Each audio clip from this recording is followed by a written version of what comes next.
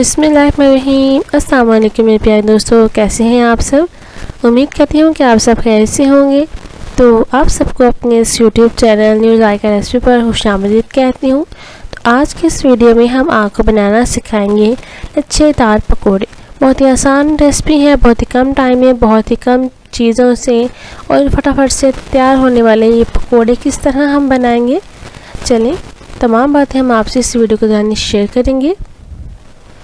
तो सबसे पहले आपने जो चीज़ें हमें चाहिए ये आप देख लें। सबसे पहले हमने लिए हैं आलू। 2 बड़े साइज़ के मैंने आलू लिए थे जो कि लंबाई में ज़रा बड़े हैं, जिन्हें जितने से हमने धोकर छील कर इस कटिंग में हमने बारीक स्लाइस में लच्छेदार शेप में हमने काट लिए हैं और इन्हें 5 से 7 मिनट तक पानी में भिगो कर रख देंगे। ज़्यादा टाइम आपने नहीं भिगोना। साथ ही नमक 1 टेबल स्पून, लाल मिर्च का पाउडर 1 टेबल स्पून, हल्दी 1/2 टेबल स्पून, गरम मसाला 1 टेबल स्पून, खुश्क धनिया पाउडर 1 टेबल स्पून, दरम मिर्च 1/2 टेबल स्पून और साथ में चाहिए अजवाइन। और साथ में हमने ली है बंद गोभी 1 प्याली, कॉर्नफ्लोर 2 टेबल स्पून, सब्ज़ मिर्च और लच्छेदार एक बड़े साइज़ की कटिंग में हमने प्याज लिया है, जिसे आपने वॉश करके अच्छी तरह से काटना है। तो अब चलते हैं इन तमाम चीज़ों को मिक्स करते हैं। इसका जो हमने पकोड़े बनाने हैं लच्छेदार, इनका हम मिक्सचर तैयार करते हैं। तो सबसे पहले आपने एक साफ बाउल लेना है जिसमें हम पहले आलू ऐड करेंगे। पानी को अच्छी तरह से हम ड्राई कर लेंगे और अब हम इसमें ऐड करेंगे प्याज की कटिंग भी आपने लच्छेदार करनी है, क्योंकि हम लच्छेदार जो हैं वो लच्छे वाली पकौड़े तैयार कर रहे हैं। तो इसमें जो हम चीज़ें ऐड करेंगे उनकी कटिंग भी हम इसी तरह लेंगे। और इसमें हमने ऐड कर दी है बंद गोभी भी आपने थोड़ी सी लच्छेदार काटनी है। और साथ ही हम कटिंग की हुई इसमें सब्ज़ मिर्च ऐड करेंगे, चॉप आपने नहीं करनी। साथ ही जाएगा इसमें कॉर्नफ्लोर 2 टेबल स्पून काफ़ी रहेगा, ज़्यादा ऐड नहीं करना आपने। और साथ ही हम इसमें ऐड कर देंगे वो तमाम मसाले। अगर मसाले आपको कम लगें तो आप इसमें और ऐड कर सकते हैं। साथ ही इसमें जाएगा फ्रेश सब्ज़ धनिया। और पहले हम इन तमाम चीज़ों को एक स्पून की मदद से अच्छी तरह से मिक्स कर लेंगे।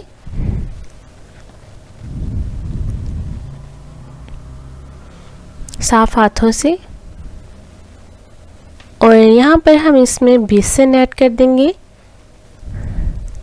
तकरीबन मैंने बेसन जो लिया है वो 350 ग्राम मैंने बेसन लिया है, 1.5 कप। अब हम इनसे भी मिक्स करेंगे हाथ की मदद से। आप चाहें तो स्पून से भी कर सकते हैं, लेकिन यहाँ पर इसकी जो मिक्सिंग है वो हाथ से आप करें। हाथ से ज़्यादा ज़बरदस्त इसकी जो मिक्सिंग है वो होती है। स्पून की मदद से होती है लेकिन वो इतनी ज़बरदस्त नहीं होती।